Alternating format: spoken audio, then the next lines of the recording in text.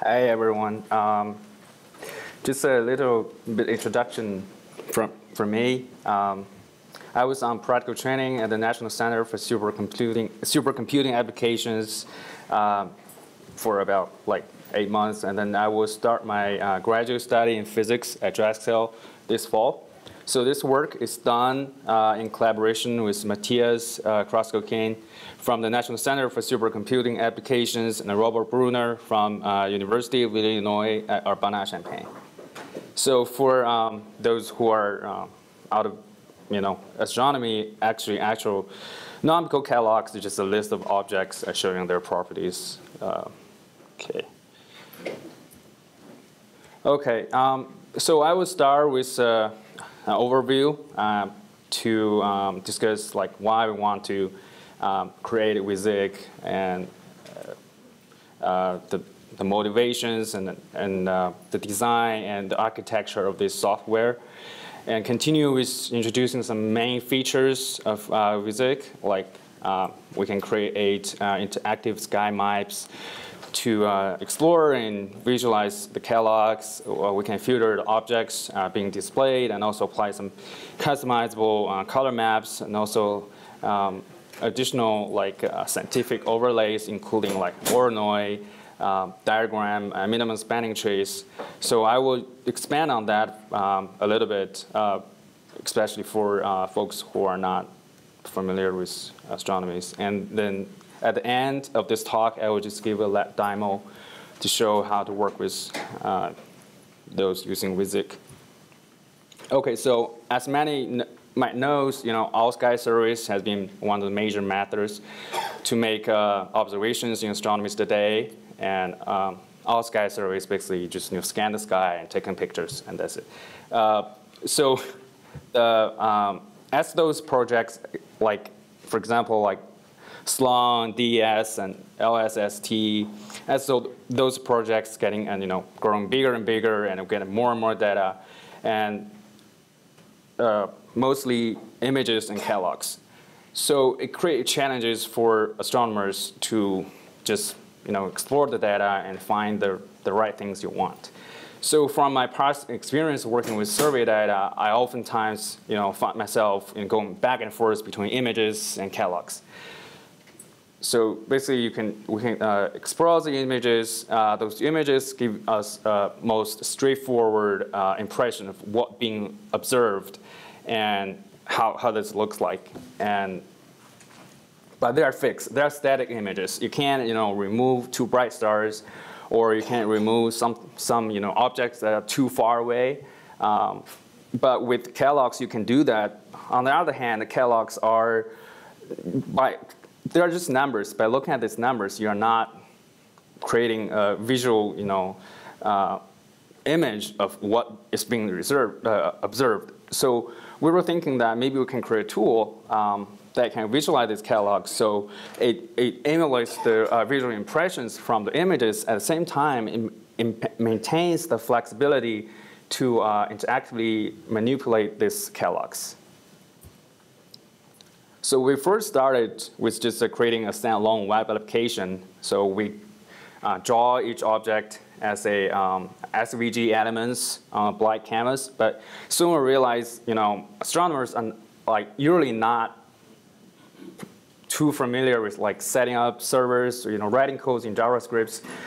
So, but at the same time, Python and Jupyter notebooks is getting more and more popular in astronomical research.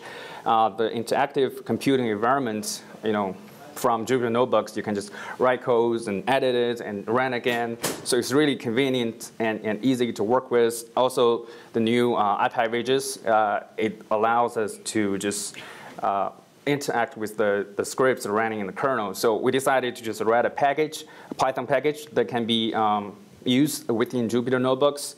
So and create maps from these catalogs and interact with the catalogs.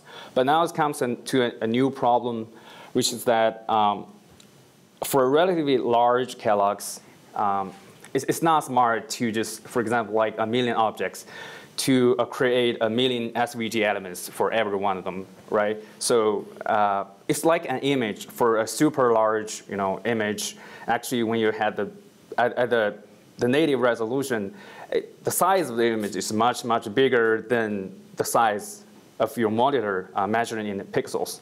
And also at lower rate, if you want to just compress the image and zoom in, and for objects that are too small to be displayed, you are not obtaining those informations as well. So we adopted the sleepy map implementation. So at higher zoom levels, we just cut these images, or in this case, you just catalogs, give them, assign them some IDs. Then you only request those data that can be displayed on your monitor. And at low resolutions, we filter out those objects that are too small to be displayed. So at the back end, we use this a MongoDB database to store and manage the catalogs, and each object is a document, and each catalog is a collection. So here is just a flow chart showing the architecture of this software. Actually, Vizic comes with server extensions which handles data requests from the maps. So you go directly to the MongoDB and then get the data and then return. And all other works, for example, like data formatting and ingesting data to MongoDB, those works are done through IPython kernel. So Vizic features a modularized interface. It just like SciPy widgets, it's just a list of widgets. You can pick the one you really need and then compose your own interface. It doesn't have to be fixed. Here is just a figure showing a screenshot of an interface I created. And it can displaying multiple catalogs. You can keep ingesting new catalogs into the same collection, and then you're showing them all together. I will show it in the demo later. And each object is a clickable object. So you can just click on it and retrieve the catalog information stored in the database, and also using selection tools, make a query selection on the map, and then return the catalog data in a pandas data frame. With this pandas data frame, you can work with, create histograms and doing further analysis. So also, in addition, we have widgets that allows to just apply color maps. Basically, you use your property values to set a range, and using those for each value, you just assign a color, and it switch with different properties. And also filter these objects displayed, and also uses property ranges. It's a slider. It automatically determines the min and max, and then it just uses the sliders to slide out anything that you don't want. Also, there are 25% color spaces to choose from for color mapping. Now, comes to the fun part. It's a customer overlays, scientific overlays. For folks who are not in astronomy, I just want to do a short introduction. So actually those overlays can be just added and removed just with one line of code, and zoom in and out together with the base map. So from top to bottom, from left to right, the first one is a Voronoi diagram, basically for n size plane. The Voronoi diagram divides them into n cells, and in each cell there's only one side. And for all points in that side, in that cell, the corresponding side is the closest comparing to others. And the linear triangulations is considered the dual graph Voronoi. Both are commonly used by astronomers to visualize densities. The first one on the right, top right, is the minimum spanning tree layer. So for a graph, a spanning tree connect all nodes in that graph, and a graph can have many spanning trees. And if we assign a weight to each edge, right? So assign a weight to each edge. The minimum spanning tree is the spanning tree that contains that has the minimum total weights. So astronomers usually use those to trace structures. Helipix is a way to pixelize a sphere. It divides the sphere into equal area quadrilaterals, and each one is a pixel. So at the lowest resolution, it has 12 pixels. If we increase the resolution by 1, then each pixel is divided into 4 new quadrilaterals.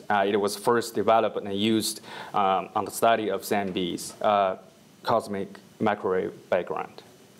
So let me just show, wait, and then just, wait, that's right, yeah. So demo here. So basically just import those and pandas. Okay. So this server port, basically, you don't have to specify if you're running on a local machine. It's there because if you are having some notebooks running on a remote server, you have to specify its port if it's different than the default, or you have some other notebook server running, it's different than the default. So basically, I have a demo data sets here that just show its different columns, right? And then here, I just create this layer and give it a name.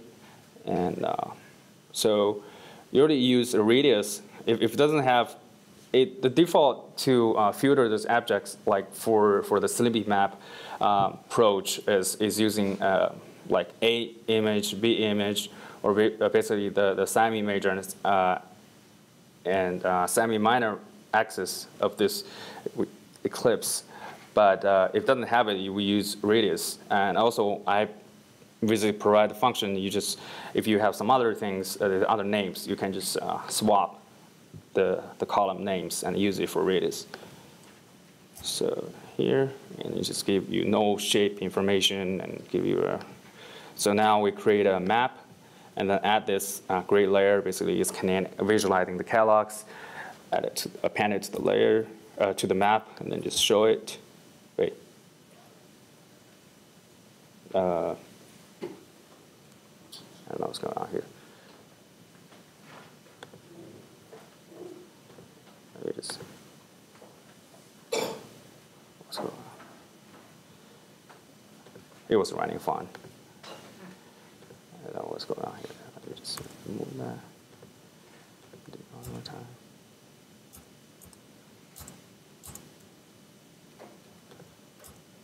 Mm-hmm. So basically, I didn't remove that. Okay. Sorry.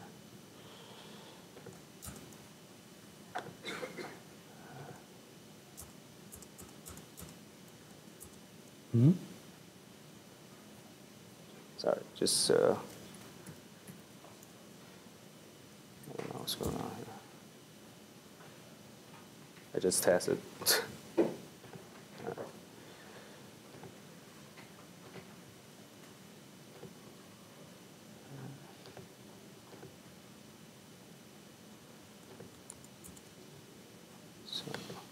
So basically, if you have the collection already imported, it will just tell you to use another name. I just don't want to use another name.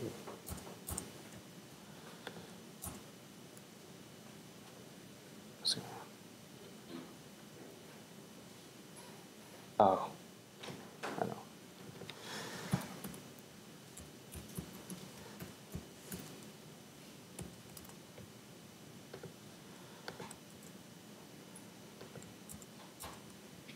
Mm-hmm. Actually, I don't know what's going on here.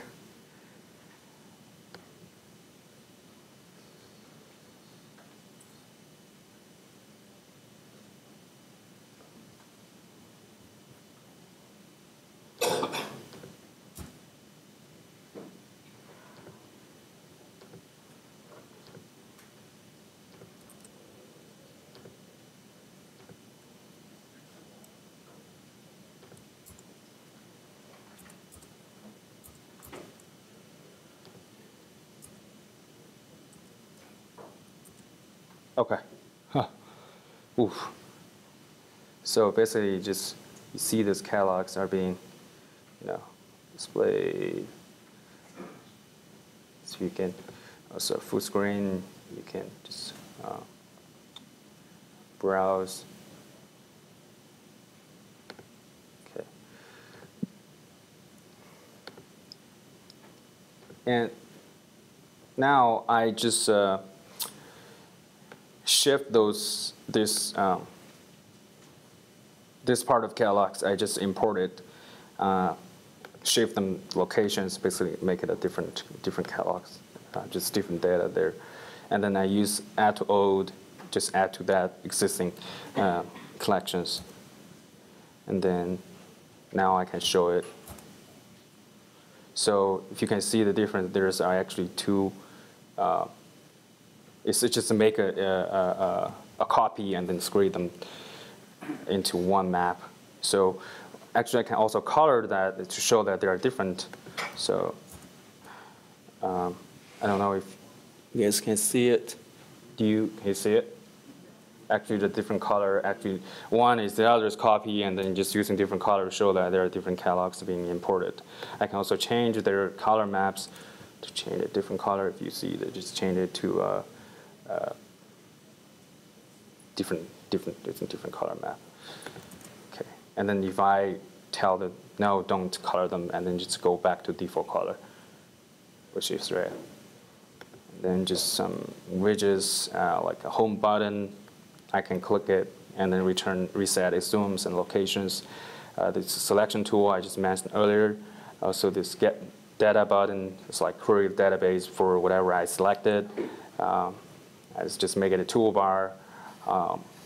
It's just a drop-down menu. You can select the property used to make this, to color map these objects.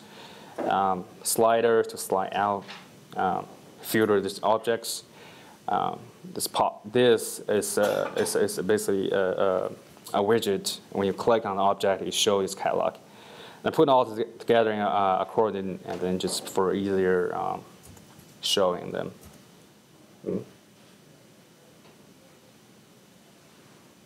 Oh, I didn't run it. Okay. So let me just move this out. So you can see right. That's the same. Just click the home. That's the same one was showing earlier. You can just you see the color is changed. Basically, zoom in. The color is not so bright, but you can see this is a like a grading thing, because it's using different properties to make their colors. Let's see, RA is the longitude, and then let's use RA again. Just so if you go closer, you can see there. So yeah, and some other properties. Let's get them out. This. So when you go closer, you can just click, and click, click. It just shows their catalogs. Just a different thing. Now we can also change. If you still remember here, I just typed it in, and also created these widgets available to just show, just change to different colors. Just do some different color maps. The selection tool, just click on this icon and then make a selection and get data, and then here. So right down here. So that's the basic ones here. Now it's to the, okay, have some overlays. All right, let me just restart the kernel. So again, I just show that you don't have to put in the port number if it's running, you know what is. So basically, the easiest way you can just look at here. And then import it again. It's basically the same data, but just give a different name. Yeah, it's complicated. I don't know what's wrong.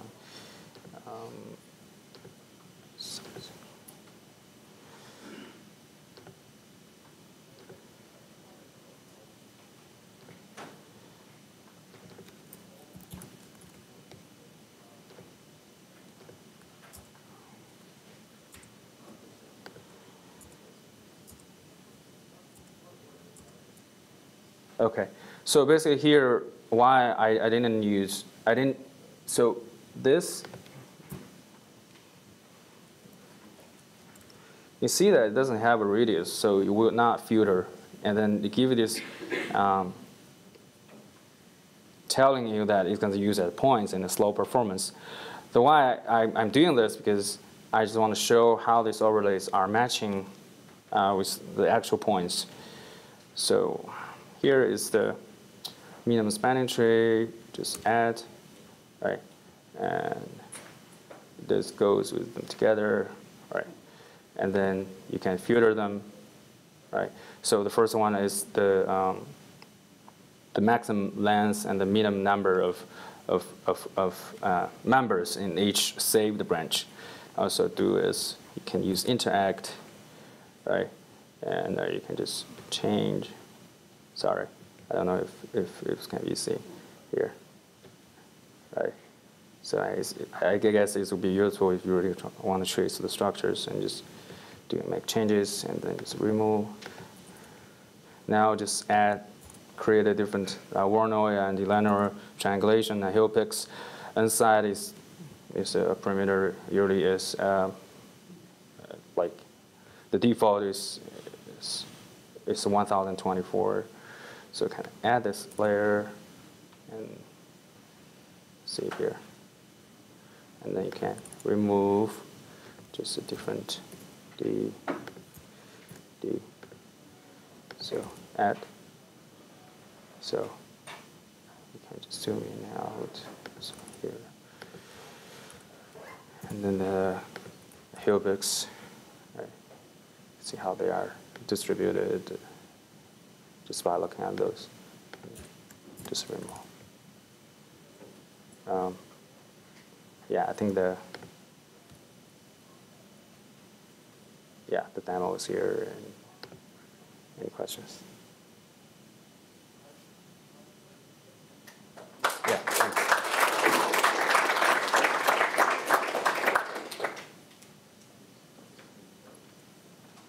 Yeah. So I was just wondering what kind of format you need to input into this visualization. Does it have to be a specific format, or does it take different format? Well, actually, it's just need a pandas data frame, but like other format can be easily, converted to pandas data frame, right? Yeah.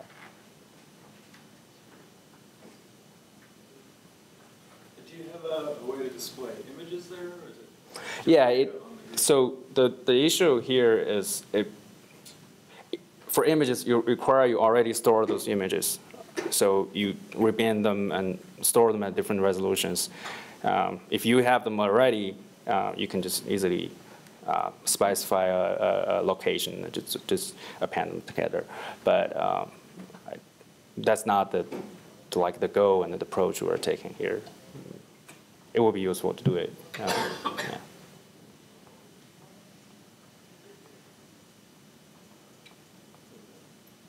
So I'm used to thinking of leaflet as being used for geographical data on the Earth. So did you have to do anything special to make it work for astronomical data where you're looking inside the Yes, yes. Actually, leaflet are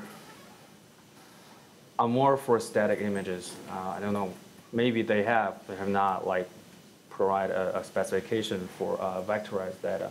But I make changes to leaflet, so it read this catalogs and then tell the browser to draw those objects and use the D3 on the front end. Right. So to answer your question. More technically, you can look at the codes. Yeah, basically you read their location and make projections and then draw them. That's it. Okay. Right. So we can talk later if you want more questions.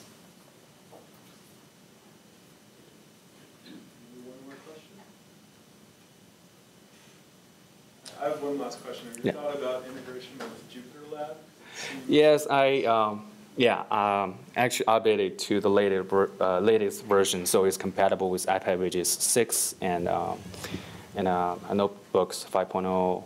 So I think it can be more easily to be. So I'm just looking at those to be work together, Jupyter Labs. It seems like the console with the extra window with your widgets on it might be a really good model for that, without as much scrolling. Yeah. I'm. It could be a natural fit. Yeah. Thanks. All right. Thank you. Thank you.